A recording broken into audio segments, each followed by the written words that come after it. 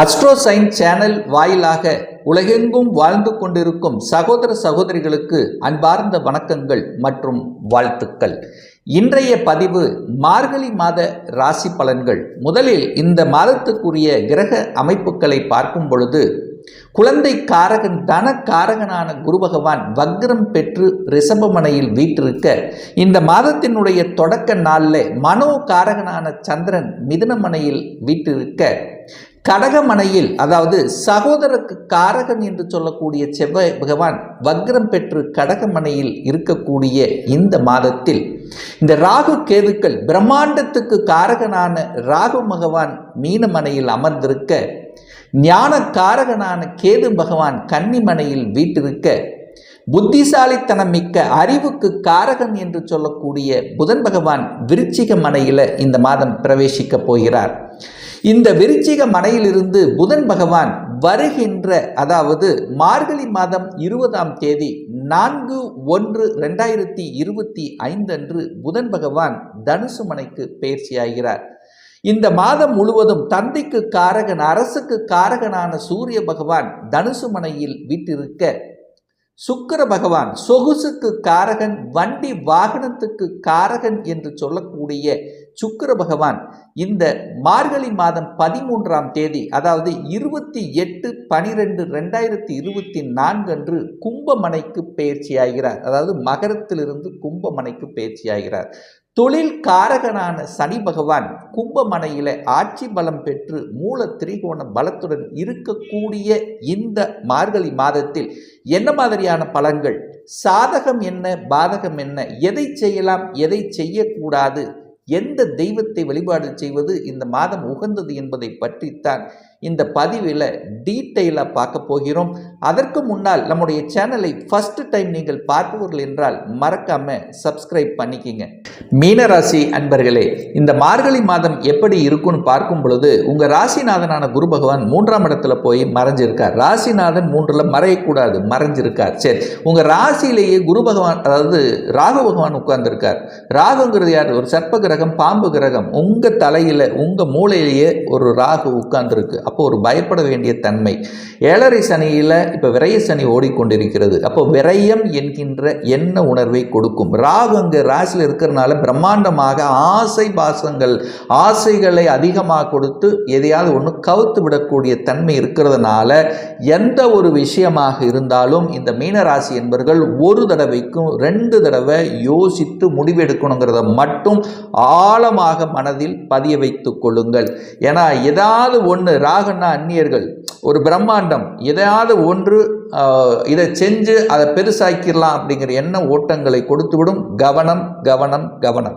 2ஆம் இடத்துல குடும்பஸ்தான அதிபதி செவ்வாய் எங்கே போயிருக்கார்? 5ஆம் இடத்துல நீச்சமாக உட்கார்ந்துருக்கார். நீச்சம் என்ற ஒரு வலுக்குறைவு. சனி பார்க்கிறார், விரையாதிபதி பார்க்கிறார். அப்போ குடும்பத்தில் விரயத்தை கொடுப்பதற்கு தயாராக இருக்கிறதுன்னு அர்த்தம். அப்போ குடும்பத்தில் சில சலசலப்புகளை உருவாக்க காத்து கொண்டிருக்கிறதுன்னு அர்த்தம். அப்போ கணவன் மனைவிக்குள்ள கொஞ்சம் விட்டு கொடுத்து போகணும். சின்ன விஷயத்துக்கு பெருசாக மாற்றக்கூடிய தன்மை ஒன்றுமே இல்லாது ஆனால் சண்டைகளை ஏதாவது கொடுத்துரும். 3வது நபர்களை உங்கள் குடும்ப விஷயத்துக்கு வராமல் பார்த்து கொள்வது நல்லது அப்படிங்கிற தன்மையை ஆழமாக மனதில் பதிவைத்துக் கொள்ளுங்கள். சனி என்கின்ற கிரகம், சனி என்கிறதாலே 3ஆம் பார்வையாக குடும்பஸ்தானத்தில் பார்க்கும்போது சனி எங்கே பார்க்குறாரு அங்கே ஒரு பிரச்சனையை கொடுப்பதற்கு தயாராக இருக்கு அப்படிங்கிறது தான் அமைப்பு. ஸோ அந்த வகையில் குடும்பத்தை கரெக்டாக பார்த்து கொள்வதும் தேவையில்லாதவற்றை விலக்கி விடுவதும் சுப செலவுகளை கன்வெர்ட் பண்ணிக்கிறதும் நல்லது. ஏதாவது வீட்டுக்கு தேவையான பொருள்களை வாங்கிக்கு மகிழ்ந்துக்கலாம், சுப விஷயங்களாக கன்வெர்ட் பண்ணிக்கிறது நல்லது. 3ஆம் இடத்தில் இருக்கக்கூடிய குரு பகவான் உங்களுடைய முயற்சியை தருவார், தைரிய வீரியத்தை தருவார். அதாவது பிரயாணத்துக்கு சிறு தூர பிரயாணங்கள் செல்லக்கூடிய தன்மைங்கிறது இருக்கிறது. ஏன்னா ராகு அங்கே இருக்கார், ராசிலேயே இருக்கார். ராகு என்ன வெளிநாட்டுக்கு போகிறது அல்லது தூர பாம்பு எப்படி ஒரு இடத்துல சும்மா இருக்குமா? இருக்காது, ஓடிக்கொண்டே இருக்கும். அந்த மாதிரி சில அலைச்சல் திருச்சல்களை கொடுத்தாலும் அதன் மூலமாக தனவரவு அப்படிங்கிறது இருக்கிறது. ஏன்னா 3ஆம் அதிபதி 11ஆம் இடத்துல லாபஸ்தானத்தில் இருக்கார். பிரயாணத்தின் மூலமாக மகிழ்ச்சியும் சந்தோஷம் இருக்கும். என்ன அதன் மூலமாக தனவரவுங்கிறது இருக்கும். கொஞ்சம் டிராவல் அலைச்சல் கொடுத்தாலும் அதன் மூலமாக அனுகூலங்கள். ரியல் எஸ்டேட் துறையில் இருக்கக்கூடியவர்களுக்கு வளர்ச்சியை கொடுக்கக்கூடிய ஒரு நல்ல மாதம்.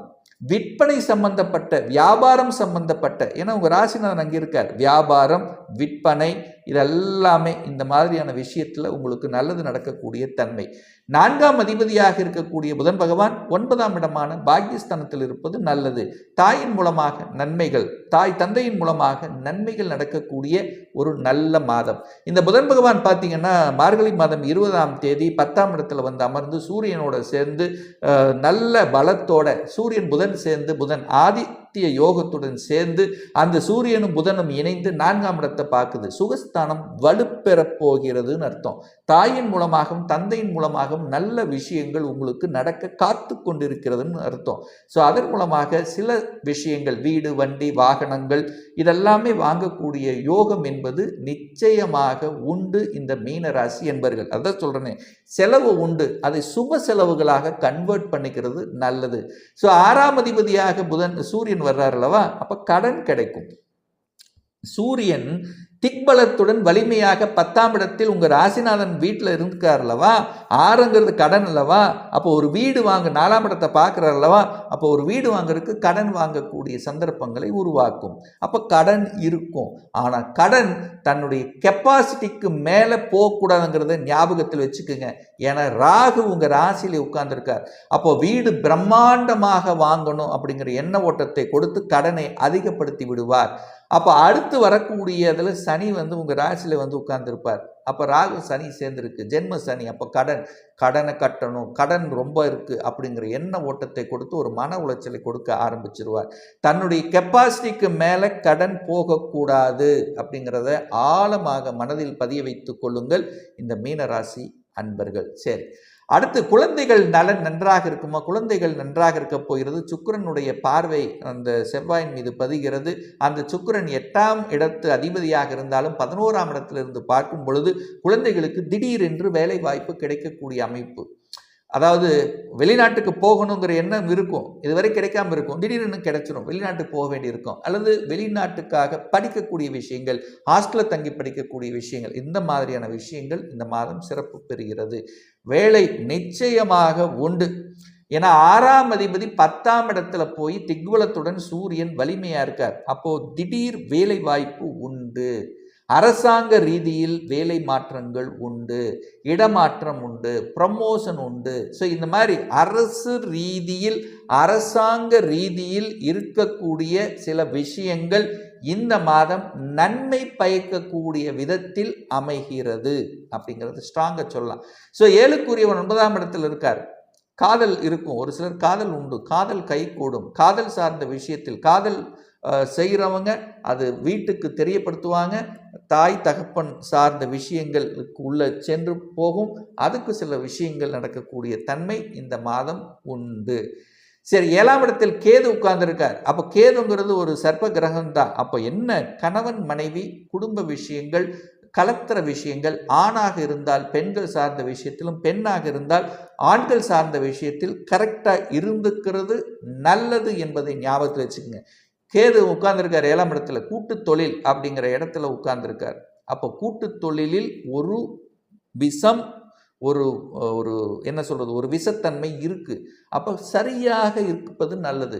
அதாவது கூட்டு தொழில் 2 பேர்த்துக்குள்ளே இருக்குன்னா கணக்கு வழக்கு மற்ற விஷயங்கள் சரியாக பார்த்து கொள்வது, சரியாக டீல் செய்து கொள்வது நல்லது என்பதை ஞாபகத்தில் வைத்து கொள்ளுங்கள். இந்த 8ஆம் அதிபதியாக இருக்கக்கூடிய சுக்கிரன் இந்த மாதம், அதாவது 13ஆம் தேதி மார்கழி 13, 28/12/2024 அன்று விரயஸ்தானத்தில் போகிறார். 8க்குரியவன் 12இல் போய் மறைகிறது நல்லது. திடீர் அதிர்ஷ்ட, கெட்டவன் கெட்டிடில் கிட்டிடும் ராகு யோகம். ஸோ அந்த அமைப்பின் அடிப்படையில் சில வகை நன்மைகள் உங்களுக்கு நடக்க இருக்கிறதுன்னு சொல்லலாம். எதிர்பாராத சில மாற்றங்கள் உங்களுக்கு கிடைக்க போகிறது. பிடிக்குதோ பிடிக்கலையோ ஒரு மாற்றம் என்பது இந்த மாதம் உண்டு. அது எந்த மாற்றமாக இருந்தாலும் ஏற்றுக்கொள்வது சிறப்பு. திடீர் கோபப்பட்டு ஆக்ரோசப்பட்டு ஒரு வேலையை உதறி தள்ளுவது, கோபப்பட்டு அது வெளியில் வருவது கூடாது. அப்படியும் இந்த மீனராசி என்பர்கள் ஒரு மாற்றம் வேணும்னா இன்னொரு வேலையை அமைத்து கொண்டு தான் வேலையை விடணுங்கிறத ஆழமாக மனதில் பதிய வைத்துக் கொள்ளுங்கள். இந்த மாதத்திலிருந்து அவசரப்பட்டு ஆக்ரோசப்பட்டு ஒரு டிசிஷனை எடுக்கக்கூடாது என்பதை ஆழமாக மனதில் பதிய வைத்துக் கொள்ளுங்கள். திருப்பி சொல்கிறேன். ஏன் சொல்கிறேன் அப்படின்னா, உங்களுக்கு இனி வரக்கூடிய மார்ச் மாதத்திலிருந்து உங்களுக்கு ஜென்ம சனி ஆரம்பிக்கிறதுனால, அங்கே உங்கள் ஜென்மத்திலேயே ராகு பகவான் இருக்கிறதுனால, சனியும் ராகுவும் இணைந்து பாவத்துவமாக அங்கே இருக்கின்ற காரணத்தால் சில அழுத்தங்கள், நீங்கள் எடுக்கக்கூடிய சில டிசிஷன் தவறு ஆவதற்கான வாய்ப்புகள் இருக்கிறது என்பதாலே சில விஷயங்களில் இப்போ இருந்தே, இந்த மார்கழி மாதத்திலிருந்தே ஒரு டிசிஷன் எடுக்கிறீங்கன்னா அது பல விஷயத்தில் பல கோணத்தில் ஆராய்ந்து எடுப்பது நல்லது என்பதை மனதில் பதிய வைத்துக் கொள்ளுங்கள். ஏன் சொல்கிறேன், திடீர் சொல்கிறேன், இதை சொல்லிட்டே இருக்கிறேன்னா, ராகுங்க இருக்க, ராகுங்கிறது என்ன, பிரம்மாண்டம், ஆசையை அபிலாசையை தூண்டி விடுவது, தூண்டி விட்டு செய்து விட்டு பின்னர் சிக்கலில் மாட்டிக்கொள்ள வைப்பது என்பதை மட்டும் புரிந்து கொண்டாலே இந்த மீனராசினருக்கு நல்லது. அதுக்காக எல்லா மீனராசி என்பவர்களுக்கும் இதில் கெடுபலன்கள் நடந்து விடுமா அப்படின்னா கிடையாது.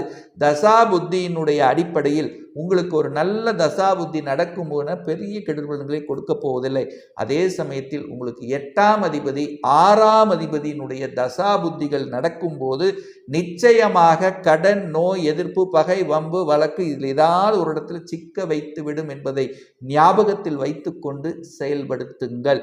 சரி, ஒரு நல்ல தெய்வ வழிபாடு அப்படின்னு எடுத்துக்கொண்டால், உங்கள் ராசிநாதன் 3ஆம் இடத்துல மறைஞ்சு இருக்கின்ற காரணத்தால் ஒவ்வொரு வாரம் வியாழக்கிழமை என்று தட்சிணாமூர்த்தியை வழிபடுவது ரொம்ப நல்லது. அதே சமயத்தில் இந்த மாதம் மார்கழி மாதம் 15ஆம் தேதி 30/12/2024 அன்று திங்கட்கிழமை என்று அமாவாசை என்று ஸ்ரீ ஆஞ்சநேய பகவானுடைய ஜெயந்தி பிறந்த நாள் வர இருக்கிறது. அன்றைய தினம் அந்த ஆஞ்சநேயரை வழிபட்டாலே தொழில் விஷயத்தில், கடன் விஷயத்தில், நோய் விஷயத்தில், எதிர்ப்பு விஷயத்தில், பகை விஷயத்தில் உங்களுக்கு ஒரு வெற்றியை தரும் அப்படிங்கிறதுல எந்தவித மாற்று கருத்தும் கிடையாது. ஒரு துல்லிய பலன் வேணும். லைஃப் ப்ரெடிக்ஷன், அதாவது திருமணம் தடைப்பட்டு கொண்டே இருக்கிறது, எப்போதான் நமக்கு திருமணம் நடக்கும், என்ன படிப்பு படிக்கலாம், எப்போ நமக்கு ப்ரமோஷன் கிடைக்கும், எப்போ நமக்கு குழந்தை பாக்கியம் அமையும், எப்போ வீடு கட்டலாம், இது போன்ற கேள்விகளுக்கு துல்லிய பலனை நம்மால் கூற முடியும். ஒரு பர்சனல் ஹாரோஸ்கோப் பார்க்கணும், சுயஜாதகம் பார்க்கணும் என்று விருப்பமுடைய அன்பர்கள் டிஸ்பிளே தெரியக்கூடிய நம்பருக்கு வாட்ஸ்அப் மூலமாகவோ ஃபோன் கால் மூலமாகவோ தொடர்பு கொண்டு அப்பாயின்மெண்ட் பெற்றுக்கொண்டு கன்சல்டேஷன் எடுத்துக்கலாம். நிச்சயமாக இந்த பதிவு ஏதாவது ஒரு ரூபத்தில் உங்களுக்கு யூஸ்ஃபுல்லாக இருக்குங்கிறதுல எந்தவித மாற்று கருத்தும் கிடையாது. நம்ம சேனலை நீங்கள் ஃபஸ்ட்டு டைம் பார்ப்பவர்கள் என்றால் மறக்காமல் சப்ஸ்கிரைப் பண்ணிக்கிங்க. பக்கத்தில் இருக்கக்கூடிய பெல் பட்டன் மற்றும் ஆல் நோட்டிஃபிகேஷனை கிளிக் பண்ணும்போது நான் போடக்கூடிய அடுத்தடுத்த பதிவுகள் உங்களுடைய நோட்டிஃபிகேஷனில் வந்து சேரும். இந்த ராசி நட்சத்திர நேயர்கள் அனைவரும் வாழ்க வளர்க வளமுடன் என்று எனது வாழ்த்தினை தெரிவித்துக் கொண்டு விடைபெறுகிறேன். நன்றி, வணக்கம், வாழ்த்துக்கள்.